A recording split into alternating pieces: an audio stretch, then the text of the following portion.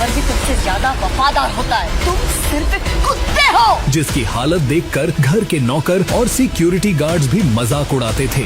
ओ गरीब, अबे यहाँ का पानी खरीदने में भी ना तेरा घर चला जाएगा, चल जा यहाँ से। उस गरीब फटीचर के आगे क्यों झुका शहर का सबसे अमीर बिजनेसमैन। माफी मांग मेरी बदली से, अभी की अभी। रुको, ये कहाँ लेके आ गए तुम मुझे? ये रेस्टोरेंट जैसे गरीबों के लिए नहीं है, वहाँ सिर्फ अमीर लोग ही आते हैं। बाबा, एक बार मेरे कपड़ों को तो देखो। रोड पे कटोरा पकड़कर भीख मांगने वाली भिखारन लग रही हूँ मैं। एक बार उस रेस्टोरेंट में खाना खा रहे अमीरों को देखो, उनमें और हम में जमीन आसमान का फर्क है। ये जो रेस्टोरेंट है ना, इस शहर का सबसे महंगा रेस्टोरेंट है। हमारी औकात ना उस रेस्टोरेंट में पानी पीने की भी नहीं है। अनन्या, तुम चिंता मत करो, मैंने आज के दिन के लिए कब से सेविंग्स करके रखी हुई है। जो बर्थडे यार, कम ऑन चलो। अच्छा जी। अनन्या अभिनव को रोकने के लिए उसके पीछे पीछे भागी और जल्दी जल्दी में एक अमीर आदमी से टकरा गई और उस अमीर आदमी के महंगे सूट पर वाइन गिर गई। सॉरी, मुझे माफ कर दीजिए, मुझे नहीं पता था। अंधी हो क्या? इस गवार को यहाँ आने किसने दिया? तुम जानती हो इस सूट की कीमत क्या है? 20 लाख का सूट है ये। मुझे माफ कर दीजिए सब, मुझे नहीं पता था। मैं अभी चल जाती। तुम्हें क्या लगा मैं तुम्हें यहाँ से आसानी से जाने दूंगा? इस सूट की कीमत चुकाओ वरना क्या? वरना क्या? अरे वाह, एक और सड़क छाप गवार। लगता है इस रेस्टोरेंट के स्टैंडर्ड्स वाकई में बहुत गिर चुके हैं। अभी क्यों भी मेरी पत्नी से माफी मांगी। मैं माफी मांगू? तुम जानते भी हो मैं हूँ कौन? माफी मांगते हो, चलते हैं ना यहाँ से। He's the owner of Secondary Industries. Let's go, please. समझ में नहीं आ रहा। मैं कह रहा हूँ माफी मांग मेरी बदली से, अभी की अभी। वरना कहीं ऐसा ना हो तू इस दिन के लिए पूरी जिंदगी बचता है। मैं इस शहर का सबसे बड़ा हीरा व्यापारी हूँ। अमीर से अमीर लोग, मंत्री, संतरी, सब मेरे पॉकेट में रहते हैं। मैं चाहूँ ना चुटकी में तुम्हारा नामो निशान मिटा सकता हूँ। पर अगर मैंने चुटकी बजाते ही तेरे पूरे बिजनेस का नामो निशान गायब कर दिया तो? व्हाट? ये सब कैसे हो सकता है पापा? कोई हमें बर्बाद करने का कोशिश कर रहा है। क्या तुमने कोई बड़े आदमी को नाराज किया है? अगर किया है तो तुम अभी उससे माफी मांगो, वरना कल तक हम सड़क पर आ जाएंगे। आखिर तुम हो कौन?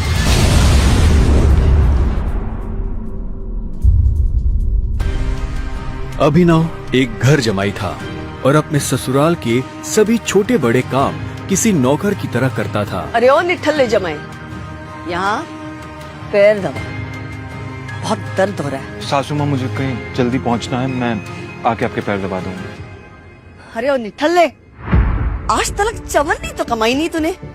मेरे बेटी के फेंके हुए टुकड़ों पे पल रहा है तू, और तुझे किसी को मिलने जाना है। तभी अभिनव की पत्नी अनन्या वहाँ आती है। क्या हो रहा है ये सब? हाँ, ये शोर शराबा क्या हो गया सवेरे सवेरे? शोर मैंने नहीं, तेरे निखट्टू पति ने मचाया हुआ है, जिसे तेरे सठिया हुआ दादा ने जबरदस्ती तेरे पल्लू में बांध के रखा हुआ है। मेरा बस चले ना तो अभी के अभी इसे लात मार के घर से बाहर निकाल दूं। अभिनव, तुम्हें जहाँ जाना चले जाना, प्लीज पहले मम्मी का काम करके जाओ। नहीं अनन्या, मैं अभी नहीं रुक सकता हूँ, मुझे अभी जाना होगा। I'm sorry। इतना कहकर अभिनव वहाँ से निकल जाता है और ये देखकर शर्मिला का गुस्सा 7वें आसमान को छू जाता है।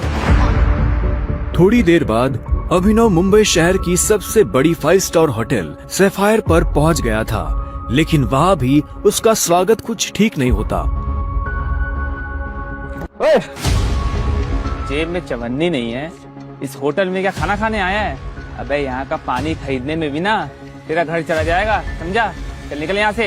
होटल के मालिक अकरम से मिलने आया हूँ। अकरम साहब से मिलने आया है? तू जैसे आदमी से ना हमारे अकरम साहब बाथरूम भी साफ ना कराए। चल जा यहाँ से।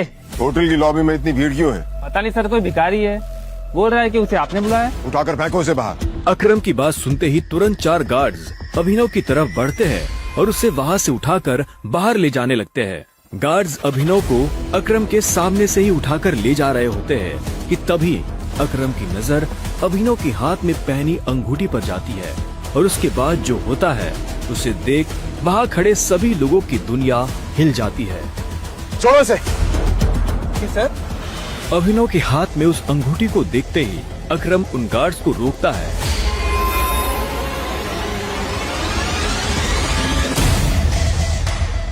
टाइगर। और उधर करोड़पति अकरम अभिनव के पैरों में गिर जाता है।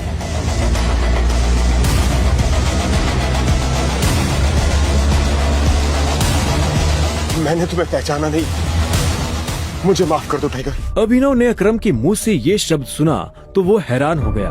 उसे अचानक से अपने पिता के वो आखिरी शब्द याद आ गए। इस कमीने का चेहरा मत भूलना।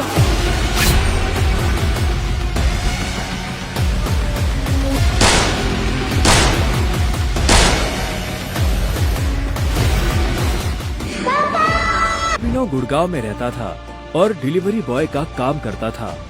18 साल की उम्र में उसने अपना खर्च खुद उठाना शुरू कर दिया था। उसकी जिंदगी में बस एक ही खुशी थी, उसकी गर्लफ्रेंड वैभवी। और आज तो वैभवी का जन्मदिन था। अंकल ये केक कितने का है? 600 गए और ये पेस्ट्री? वो 60 गए। एक दे दीजिए। कुछ देर के बाद जब वो वैभवी के घर के बाहर पहुंचा तो उसने देखा वहाँ काफी रंगीन लाइट्स जल रही थी और वहाँ से तेज म्यूजिक की आवाज आ रही थी। वैभवी, ये सब क्या है? ये कौन है वैभवी? देख नहीं रही है, डिलीवरी बॉय है। पर हम तो केक मंगवा चुके थे ना, फिर तूने ये पेस्ट्री क्यों मंगवाई? ओह, याद आया, ये तो वही डिलीवरी बॉय है ना जिसको तू डेट कर रही थी।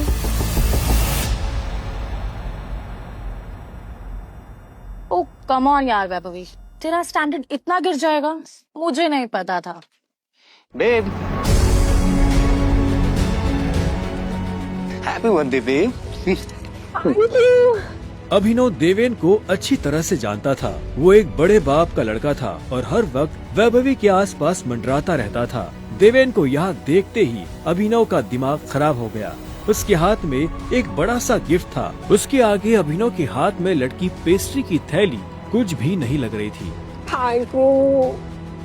मेरी वैभवी को छूने की तेरी हिम्मत कैसे? Stop it. दोस्तों, तुम लोगों को मेरे ऊपर डाउट था ना, मेरे स्टैंडर्ड्स पर डाउट था।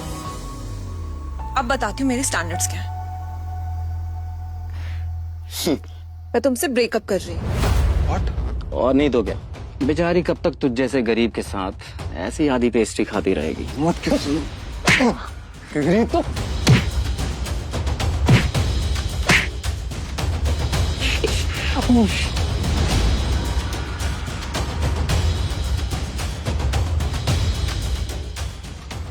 ये तुमने ठीक नहीं किया वैभवी। और अभिनव वहाँ से निकल गया। वो उन दोनों की शक्ल अब और नहीं देखना चाहता था। उसकी आंखों में आंसू थे और उसका दिल बुरी तरह टूट चुका था। ये तुमने अच्छा नहीं किया वैभवी, तुमने बिल्कुल अच्छा नहीं किया। लेकिन उसके लिए ये रात यहाँ खत्म नहीं होने वाली थी। उधर जब अभिनव सड़क पर बेहोश हो गया था तब इधर सनी सिंह अपनी गाड़ी में बैठा बेचैन हो रहा था। सनी सिंह की बहन अनन्या उसके गले का कांटा बन गई थी और आज वो अपनी गाड़ी में अपने आदमियों के साथ निकल पड़ा था अपनी बहन को सबक सिखाने के लिए।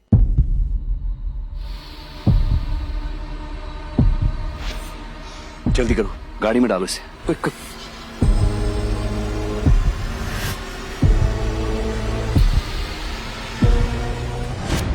सही कपड़े उतारो और बेड पे लिटाओ उसका। कपड़े उतारो उसका। उन्होंने अभिनव को बहुत आहिस्ते से उस बिस्तर पर लेटा दिया। वहाँ पहले से सनी की बहन अनन्या सोई हुई थी।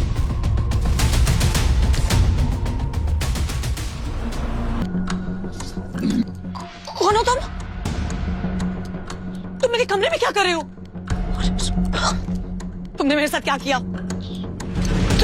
अबे वो भी इस हाल में।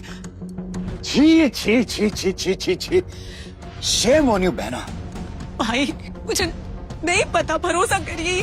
क्या हुआ, कैसे हुआ? मैं जानती तक नहीं इस लड़के को, नहीं जानती भाई। मैं भी, हम दोनों के बीच में कुछ भी नहीं हुआ। नहीं। इससे पहले कि अभिनव सफाई देता, अनन्या और सनी के दादा हरदेव पाल सिंह कमरे में पहुंच चुके थे। उनके पहनावे से समझ आ रहा था कि वो बहुत अमीर आदमी थे। मुझे तुमसे ये उम्मीद नहीं थी। दादाजी, आप जैसा सोच रहे वैसा बिल्कुल नहीं है। अनन्या, तुम्हें अच्छे से नियम पता थे, और तूने मेरी पोती के साथ रात गुजारी है ना। आज से हमारे परिवार के कानून के हिसाब से तू सिंह परिवार का दामाद है। क्या? हम दोनों के बीच में लेकिन कुछ हुआ ही नहीं है। दादाजी, कुछ नहीं हुआ है। कुछ नहीं किया ना तुम दोनों ने, तो क्या ये सब?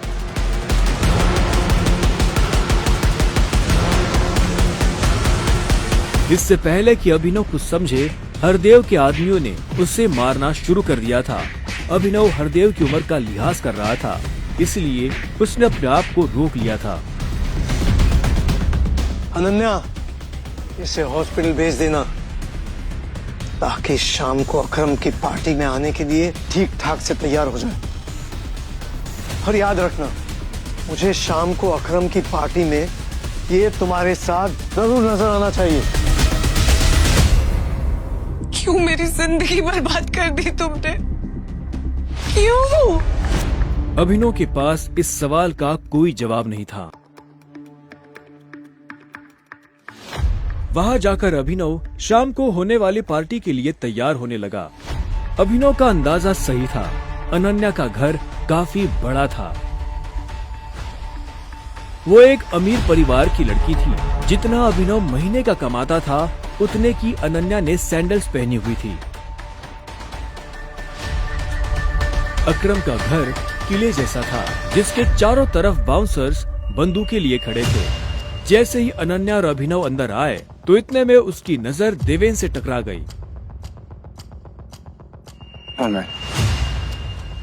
तुम यहाँ क्या कर रहा है साले? अनन्या, पागल हो गई हो तुम? इस सड़क छाप में ऐसा क्या देख लिया किससे शादी कर ली? जुबान संभाल के बात कर, नहीं तो क्या कर लेगा तुम? बोलना। उन दोनों का झगड़ा देख पार्टी का ऑर्गेनाइजर अकरम वहां पहुंच चुका था। क्या हो रहा है यहाँ? अकरम सर, देखें इस आदमी को, ये क्रिमिनल है, जबरदस्ती अपनी पार्टी में घुसा है। कौन हो तुम और यहाँ कैसे आए? एक्चुअली ये मेरे पति है। अकरम को अनन्या की बात पर विश्वास नहीं हुआ। तुम इस पार्टी में इनवाइटेड नहीं हो। इससे पहले कि मैं पुलिस को बुलाऊं, चले जाओ यहाँ से। Thank you Akram sir. पर अनन्या, तुम भी इससे दूर हो, साला गरीब कहीं का। रुको। अकरम भागते हुए अभिनव के पास गया और उसकी अंगूठी को देखने लगा। मुझे तुमसे कुछ जरूरी बात करनी है, अकेले में। अच्छा, चलो। अकरम ने कहा और अभिनव का हाथ पकड़कर उसे अपने साथ अंदर ले जाने लगा। अनन्या, देवेन, सनी और पार्टी में मौजूद बाकी लोग ये देख हैरान हो गए थे। कुछ देर बाद जब वो अकरम के कमरे में पहुंच गए, तो अकरम ने दरवाजा बंद किया और अभिनव के पास आकर बोला, मैं तुम्हारी ये अंगूठी देखना चाहता हूँ। क्यों? करो बात, मैं ऐसे मांगने वाला नहीं हूँ, बस मुझे इसमें कुछ देखना है, प्लीज।